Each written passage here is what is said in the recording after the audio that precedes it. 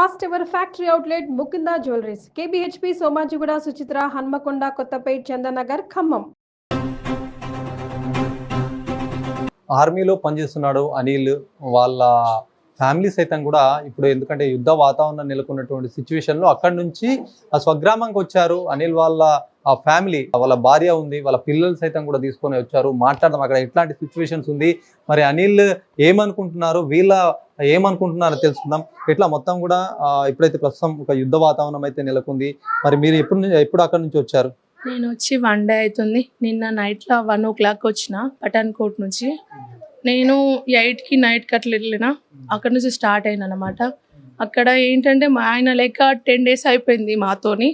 ఆయన ఎక్కడికి తీసుకెళ్ళినా కూడా మాకు తెలియదు. యూనిట్ అంటే చెప్పదన్నమాట, ఎక్కడ తీసుకెళ్తులు ఏంటి ఏం జరుగుతుంది కూడా మాకు తెలియదు.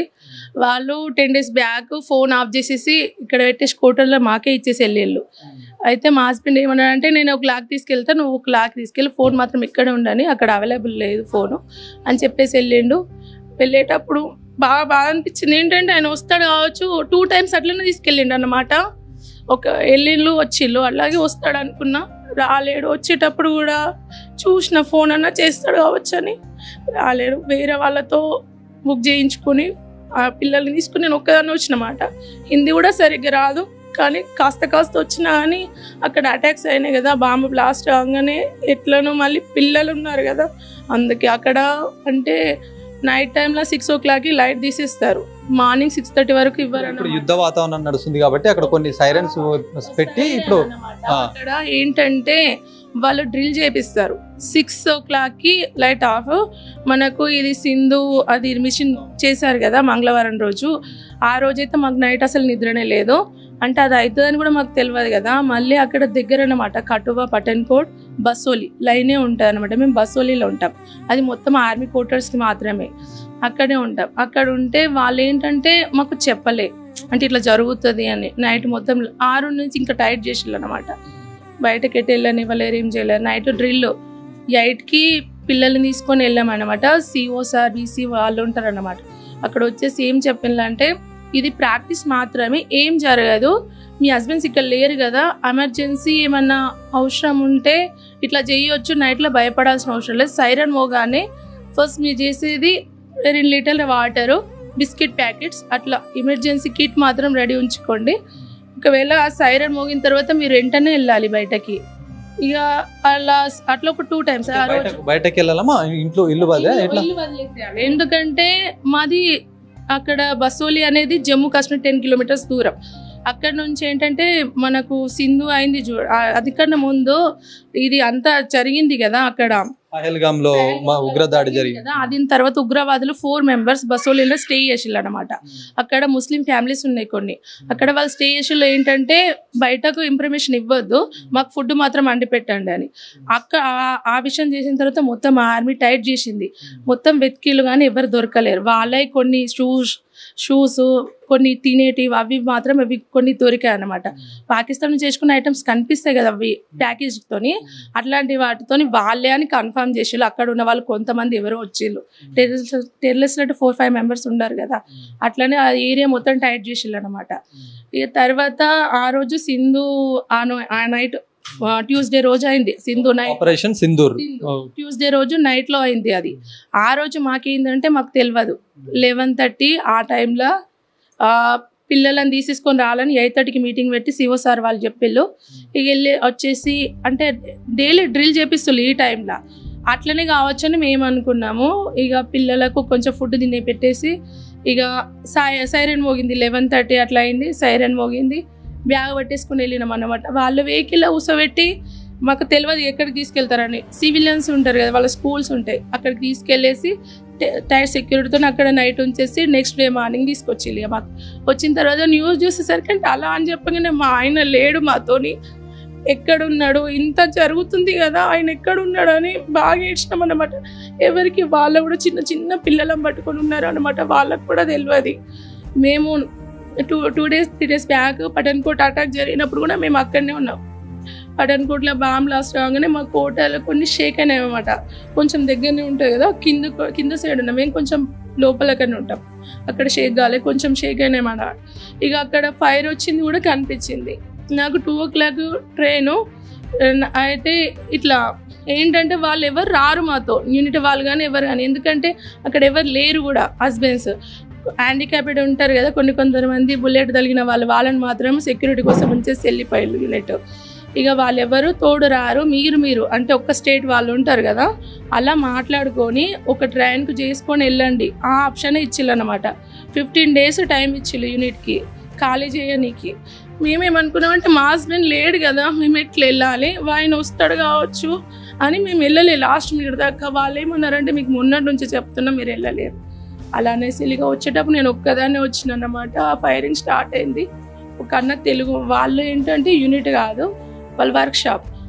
ఆయన కొంచెం హెల్ప్ చేసిండు అక్కడ, కొంచెం మమ్మల్ని స్టేషన్ వరకు దిగపెట్టిండు అనమాట. ఆయనతో వచ్చే నైట్లో కూడా ఫుల్ ఫైరింగ్. ఆ నైట్ బాగా అటాక్స్ కూడా అయినాయి కదా పఠాన్కోట్లో. అక్కడ ఆ రోడ్ నుంచి వచ్చామన్నమాట. ఎక్కడ లైట్లు లేవు, ఏం లేవు. ట్రైన్ కూడా రైల్వే స్టేషన్ ఫుల్ ఆఫ్, అన్ని కరెంట్ అన్నీ ఆఫ్ చేసేసిండ్రు.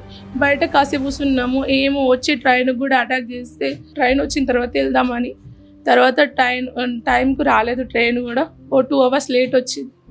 ఎక్కేసి వచ్చిన పిల్లలని తీసుకొని ఏం కూడా తీసుకురాకుండా. ఒకటి చెప్పండి, ఇప్పుడు చాలా మొత్తం దేశం మొత్తం కూడా ఇప్పుడు మీరు ఒకరు ఎంత భయపడుతున్నారో, దేశం కూడా ఒక టైంలో అట్లా ప్రజలు రక్షణగా ప్రజలందరూ కూడా హ్యాపీగా ఉండాలంటే బార్డర్లో ఉన్నటువంటి సైన్యమే వీళ్ళకి మొత్తం కూడా హాయిగా పడుకోబెట్టే విధంగా వాళ్ళు మేల్కుంటారు, ప్రశాంతంగా మనం అందరం పడుకుంటాం. అట్లాంటి సిచ్యువేషన్లో మీ ఆయన ఇప్పుడు ఫైట్ చేస్తున్నాడు, దేశం కోసం పోరాడుతున్నాడు, మీకు ఎట్లా అనిపిస్తుంది? చాలా గర్వంగా అనిపిస్తుంది. నేను ఒక సైడ్ ఏంటంటే ఈ అవకాశం అందరికీ రాదు దేశం కోసం కాబట్టి. మా ఆయన మళ్ళీ ఆర్మీ అంటే ఏంటంటే ఈ టైంలో తెలుస్తుంది. నేను డైలీ చూసే వాళ్ళని ఏంటంటే గన్స్ తీసుకెళ్తుండో ఇంతే ఆర్మీ అని అనుకున్నా. కానీ ఈ 15 days 20 days నుంచి ఆర్మీ అంటే ఏందనేది నాకు కూడా అర్థమైంది. ఆయన ఒకటే మాట నాకు చెప్పిండు, పిల్లలను చేతిలో పెట్టేసి ఏమన్నాడంటే, నాకు ఫస్ట్ దేశం, తర్వాత నువ్వు నేనన్నా రిటైర్మెంట్ తీసేసుకోవద్దు, ఇట్లా అవుతున్నాను నేను ఆ భయంలో ఉంటుంది కదన్నా, వద్దు ఇంత అవుతుంది, ఎందుకంటే నైట్లో ఏమవుతుందో. ఇప్పుడు నేను ఆయనకు ఒకటే మాట చెప్పిన, రాత్రికి ఒకసారి ప్రతినొక్కసారి ఫోన్ చేయు అని. ఎందుకంటే అది అట్లుంది కదన్నా, నైట్ ఏమవుతుందో మార్నింగ్ ఏ న్యూస్ వినాలో కూడా తెలుస్తలేదు కదా. ఆ టైంలో ఇట్లా చెప్పిన ఆయనకు ఒక 2 times ఇచ్చిండు అనమాట. నంబర్ ఇచ్చేసిండంటే మెసేజ్ మాత్రం చెయ్యు ఆ నంబర్కి అని. తర్వాత ఆ నెంబర్ కూడా ఆఫే ఉంది. ఇక ఆయనకు నేను వచ్చిన సంగతి కూడా తెలియదు. 2 days బ్యాక్ అంటే వెళ్తా నేను ఈ డేట్ కానీ ఆ మెసేజ్ చేస్తే ఒక్కసారి మాట్లాడిండు అనమాట. జాగ్రత్త పిల్లలు, ఇక్కడ టెన్షన్ పడకు, అక్కడ నుంచి డైరెక్ట్ ట్రైనే కదా, ఎవరైనా ఏదైనా ఇచ్చినా తీసుకోక తినేసి వెళ్ళిపో, ఇట్లా ఏది తీసుకురాలే అన్న పిల్లలకు కూడా ఫుడ్ కాస్త వాళ్ళకి తినబెట్టేసి, ఎందుకంటే ఏమవుతుందో అట్లా వచ్చేసిన అన్నమాట. హ్యాపీగా ఉంది. ఆయన దేశం కోసం అందరికీ ఛాన్స్ రాదు. వార్ అనేది ఇప్పుడు ఎన్ని ఇయర్స్ బ్యాక్ అయింది, ఇప్పుడు అవుతుంది. అది నాకు గర్వంగా ఉంది. కానీ ఒక సైడ్ భయం కూడా ఉంది, ఏం జరుగుతుంది. ఎందుకంటే మెయిన్ అక్కడ గన్నర్సే ఉందన్నమాట. తర్వాత వాళ్ళు తక్కువ ర్యాంక్ ఉన్న వాళ్ళని కొంచెం వెనుక అన్నమాట. ఈయన జమ్మూ దాటేసి వెళ్ళిండా అని 3 days బ్యాక్ చెప్పింది, 3-4 days బ్యాక్ ఒకసారి మెసేజ్ చేసినప్పుడు లాస్ట్ వచ్చేటప్పుడు చెప్పిండు అనమాట. ఇప్పుడు ఆయన ఎక్కడ ఉన్నాడో కూడా తెలియదు. మాకు గర్వంగా ఉంది, కానీ కొంచెం బాధ కూడా ఉందన్న. 2 అన్న, కొడుకు బిడ్డ. ఒకడు ఫస్ట్ క్లాస్ LKG, అక్కడ ఆర్మీ స్కూల్లో చదువుకుంటారనమాట. వాడు కటువలో చదువుకుంటాడు. ఇది అక్కడే యూనిట్లోనే ఉంటుంది ఆర్మీ స్కూల్, అక్కడ చదువుకుంటుంది. వాడు కటువలో చదువుకుంటాడు. ఇక స్కూల్ ప్రతిరోజు మాత్రం నార్మల్ గా సేమ్ టైమ్స్, అంటే మార్నింగ్ వెళ్ళేసి ఈవినింగ్ మీ సార్ వచ్చేస్తాడు అన్న. అక్కడ ఏంటంటే ఆయన అవల్దారు కదా, వాళ్ళకు కొన్ని ఇన్ఛార్జ్ కూడా ఇస్తారన్నమాట. ఆయనకు ఇట్లా అన్ని క్వార్టర్ చూసుకోవడానికి, ఏదన్నా రిపేర్స్ ఉంటే అట్లాంటివి కూడా ఇస్తారు. మళ్ళీ డైలీ పొద్దున్న డ్యూటీ కూడా ఉంటుంది. డ్యూటీకి వెళ్ళేసి ఈవినింగ్ వచ్చేస్తాడు. అట్లా నైట్ డ్యూటీలు కూడా ఉంటాయి. 2 daysకి ఒకసారి నైట్ రెస్ట్ ఇస్తారు. అట్లా ఉంటాయి అన్న అక్కడ. నైట్ కాగానే కొన్ని సౌండ్లు కూడా మొత్తం మిస్సైల్స్, డ్రోన్స్ కూడా వస్తుండే అని చెప్పేసి 4-5 రోజుల క్రితం అయితే బాగా టెన్షన్ వాతావరణం అయితే ఉండే. అన్న మేము అందరం కోటర్ అని కాల్ చేసినాము. కటువ అటాక్ అయిన నెక్స్ట్ డే నైట్ 159 యూనిట్ మీద 2 డోన్లు అన్నమాట విడిసబెట్టిళ్ళు. ఎందుకంటే ఇప్పుడు మనము ఈ ఆపరేషన్ సింధు ద్వారా వాళ్ళ ఫ్యామిలీస్ 10 మెంబర్స్ చనిపోయింది కదా, ఉగ్రవాది ఫ్యామిలీ అయినా. అంటే యూనిట్ ద్వారా ఏం తెలిసిందంటే వాళ్ళ ఫ్యామిలీనే టార్గెట్ చేద్దాము అని, ఆర్మీ ఫ్యామిలీస్. మళ్ళా 162 అనేది మన పక్కన ఉంటుంది అన్నమాట. మన నార్త్ వాళ్ళు 159 మా యూనిట్, అలా నార్త్ అండ్ మిక్స్ ఉంటుంది. 162 అనేది మొత్తం మన తెలుగు వాళ్ళే ఉంటారు అలా. అది మాత్రం ముందే ఖాళీ చేయించేసిళ్ళు. ఎందుకంటే అట్లా ఉగ్రవాదులు వచ్చిళ్ళు అన్నారు చూడండి అన్న, అక్కడ నుంచి వచ్చినప్పుడు అది జరిగింది ఆ కోటర్ ముందర అన్నమాట. ఫుడ్ వండించుకొని తిన్నారు అని అట్లా. అందుకని కోటర్లని ఖాళీ చేపించేసి ఎవ్వరు లేరు ఇక్కడ. అక్కడ అన్ని సామాన్లు అక్కడనే ఇడిసబెట్టేసి ఖాళీ కొన్ని బట్టలు తీసుకొని మాత్రము వచ్చేసినాం. ఎట్లా వచ్చినామో కూడా తెలియదు అన్న అక్కడ నుంచి. ఎట్లా మీ ఆయన మీకు ఏమని చెప్పేవాడు ఇంత ముందు కూడా? అంటే ఇలా అసలు ఆర్మీలో చాలా మంది పోవాలనుకుంటారు కానీ కొన్ని వెళ్ళడానికి కూడా అట్లాంటి అవకాశం కూడా రాదు. మరి పేరెంట్స్ సపోర్ట్ కావాలి. అంటే మీ సార్ అక్కడికి వెళ్ళిన తర్వాత మ్యారేజ్ అయింది? అవునన్న, మాది 2015లో మ్యారేజ్ అయింది. ఆయన తర్వాత నేను వెళ్ళలేను. ఆయన జమ్మూ కాశ్మీర్లోనే 5 years చేసిండు అనమాట. అక్కడ మళ్ళీ అస్సాంలో 2 years 3 years అట్లా చేసిండు. అప్పుడు ఆ టైంలో నేను వెళ్ళలే. ఇక్కడ ఉన్న అత్తమ్మ వాళ్ళ మామయ్యతోనే ఉన్నా. ఇప్పుడు నేను వెళ్ళి 2 years అయింది అంతే అన్న. అంతకుముందు నాకు అసలు ఎక్కడికి నేను తీసుకెళ్ళాడు ఆయన. ఎందుకంటే టైట్ ఆయన బాగా డేంజర్ ప్లేస్లోనే ఎక్కువ చేసిండు. అనిల్ వాళ్ళ అక్క వాళ్ళు ఉన్నారు, కుటుంబ సభ్యులు, మాట్లాడదాం. ఎట్లా అమ్మా, మీ తమ్ముడు దేశంలో ఉన్నారు, సేవ చేస్తున్నారు, మొత్తం ప్రజలందరూ కూడా ఇప్పుడు హ్యాపీగా ఉన్నటువంటి పరిస్థితి. ఎందుకంటే సైనికులు ముందుంటున్నారు కాబట్టి ప్రతి ఒక్కరు కూడా హ్యాపీగా ఉంటున్నారు. ఎట్లా అనిపిస్తుంది అక్కడ? మీకు ఏం అనుభవాలు ఉన్నాయి, ఏం చెప్తున్నారు? తమ్ముడికి బాగా ఇంట్రెస్ట్ జాబ్. అప్పుడు నాన్న ఫారెన్లో ఉండే, వాళ్ళకి ఇష్టం లేదు. అప్పుడు మేము ఎంకరేజ్ చేసినాం పంపించడానికి. ఆయన ఇష్టపూర్వకంగా వెళ్ళిండు. అప్పుడు ఆయన వెళ్ళడానికి కొంచెం హెల్ప్ చేసినాం మేము కూడా. ఆయనకు జాబ్ వచ్చిన 3-4 yearsకి పెళ్ళయింది. ఈమె కూడా అబ్జెక్షన్ ఏం చెప్పలేదు ఆర్మీ అంటే. ఇక నాన్న వాళ్ళకు కూడా ఎక్కువ టెన్షన్ లేకుండే. కానీ రోజులు గడుస్తున్న కొద్దీ వాళ్ళు కూడా కొంచెం ధైర్యంగా ఉండడం మొదలు పెట్టిండ్రు. మాకేంటంటే ఏదైనా ఫైర్ అవుతుంది అంటే కొంచెం భయపడే వాళ్ళం. కానీ తమ్ముడు ఏం చెప్పకపోతుండే ఇక్కడ ఏం జరిగినా. కానీ ఇప్పుడు కొంచెం టెన్షన్ పడుతున్నారు వాళ్ళు. అమ్మ వాళ్ళని మేము చూసుకునే వాళ్ళం, బారా పిల్లని తీసుకొని వెళ్ళిండ్రు. ఇప్పుడు ఈమె ఎట్లా వచ్చిందంటే ఈమె చాలా గ్రేటు. ఈమె చాలా సపోర్టు ఆయనకి. ఆయన ధైర్యం అంటే వీళ్ళు ఎట్లా వచ్చిరో కూడా ఆయనకు తెలియదు. ఒకటే నా పిల్లల భార్యని ఇంటికాడ అప్పచెప్పాలన్నది ఆయనకు కొంచెం. ఇంటి దాకా వీళ్ళనైనా పంపించగలిగితే పో అన్నట్టు ఆయనకు ఉండే. వీళ్ళు వచ్చేసిండ్రు. ఇప్పుడు అతను ఎక్కడ ఉన్నారో భార్య పిల్లలకు కానీ అమ్మ నాన్న వాళ్ళకి కానీ మాకు కానీ తెలీదు. అతను ఫోన్ చేస్తే చెప్తే ఎక్కడున్నాడో కొంచెం క్లారిటీ మాకు, లేకపోతే లేదు. కాకపోతే మా తమ్ముడు అక్కడ ఉన్నందుకైతే మాకు చాలా అంటే చాలా గర్వంగా ఉంది. ఉన్న ఒక్కతనే కూడా జాబ్లో ఉన్నారంటే మాకు చెప్పుకోవడానికి చాలా గర్వంగా ఉంది. అతనికి ఒక 1.5 అయితే రిటైర్మెంట్ వస్తుంది. సో మేము హ్యాపీ. వాళ్ళని కూడా మేము చూసుకోవడానికి సపోర్ట్ చేయడానికి మా తరఫు నుంచి ఎలాంటి ఇవి లేవు. అతను కూడా ధైర్యంగా ఉంటాడు. ఎందుకంటే పిల్లల్ని పంపించారు కాబట్టి మేము ఉంటాం కాబట్టి కొంచెం అతను ఇప్పుడు కొంచెం రిలాక్స్. ఇక అమ్మా నాన్నకైతే కొంచెం టెన్షన్గా ఉంది. ఇక లాస్ట్లో ఇట్లా జరుగుతుంది కదా, అలా కొంచెం టెన్షన్. మొత్తం వీళ్ళు ఇంటికి చేరుకున్నారు. మరి పిల్లలు వీళ్ళందరూ ఇక్కడే మీ కుటుంబ సభ్యులతో హ్యాపీగా ఉన్నారు. మరి ఇప్పుడు అక్కడ పరిస్థితులు వేరు, ఇక్కడ పరిస్థితులు వేరు. పిల్లల్లో కానీ ఏమన్నా ఎట్లా అనిపిస్తుంది వాళ్ళ పిల్లలు ఉండడం కానీ? అయితే సార్ చాలా భయపడారు, అలర్ట్గా కూడా ఉన్నారు. అందుకు సంతోషపడాలి. నైట్ సౌండ్కి అక్కడ ఉన్న దానికి అలవాటు పడిపోయి సైరన్ వచ్చింది మమ్మీ పరిగెత్తుదామా అని చెప్పి లేచి నిద్రలో కూడా అలర్ట్గా ఉన్నారు. వాళ్ళకంతా అలవాటు అయిపోయింది ఆర్మీ అంటే. వాళ్ళ చదువుకునే కానీ వాళ్ళు ఉండే పద్ధతి కానీ వాళ్ళ నాన్న అమ్మ నేర్పింది కానీ వాళ్ళకు చాలా అలవాటు అయిపోయింది అన్నట్టు. ఆ ట్రైన్ సౌండ్కి లేచి పరిగెత్తుతున్నారు నైట్, వెళ్ళిపోదాం అని చెప్పి. సైరన్ మోగుతుంది కాబట్టి అదే సైరన్ అనుకున్నారు. సైరన్ కు అలవాటు పడిపోయిండ్రు. ఆ ట్రైన్ సైరన్ కు వీళ్ళు అలవాటు అయిపోయిండ్రు నైట్. దానికి మేము చాలా హ్యాపీ అనిపించింది నాకు. అంత భయంలో ఉన్నా కూడా లేచి పరిగెత్తడానికి కరెక్ట్ టైంకి అంత అలౌట్గా ఉన్నారు వాళ్ళు. వీళ్ళని వదిలేసి 15 days అవుతుంది. పాపం ఈమె ఎట్లా నెట్టుకొచ్చిందో తెలియదు కానీ భయపడుతూ వచ్చేసింది అక్కడి నుంచి. ఇంటి వరకు వచ్చిందాక కొంచెం టెన్షన్ కానీ ఇంటికి వచ్చిన 2 days వరకు ఆయనకు తెలియదు ఇంటికి చేరిన విషయం.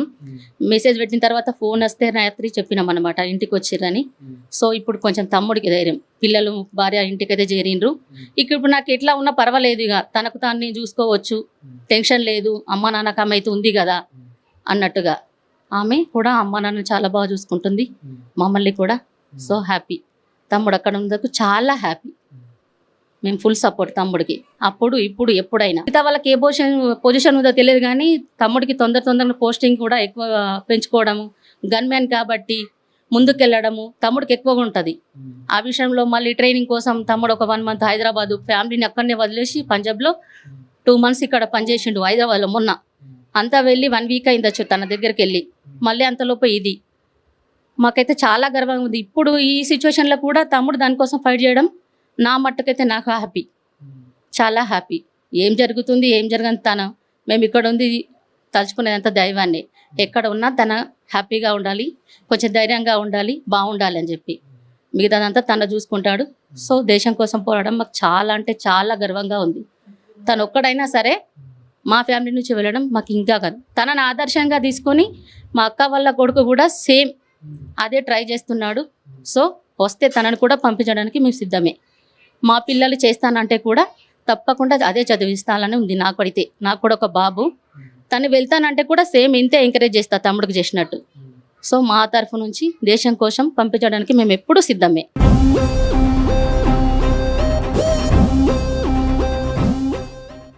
ఎన్నో క్లాస్? ఫస్ట్ క్లాసా? నువ్వు ఇన్ని రోజులు ఎక్కడున్నావు? పంజాబ్. ఏ ఊర్లో ఉన్నావు? నీకు అక్కడ ఏమన్నా సౌండ్స్ వినిపించినాయా? ఏం సౌండ్స్ వినిపించినాయి? బాంబు. అక్కడ మొత్తం చీకటి ఉంటుండే, సాయంత్రం కాగానే లైట్స్ ఆఫ్ చేసే వాళ్ళ.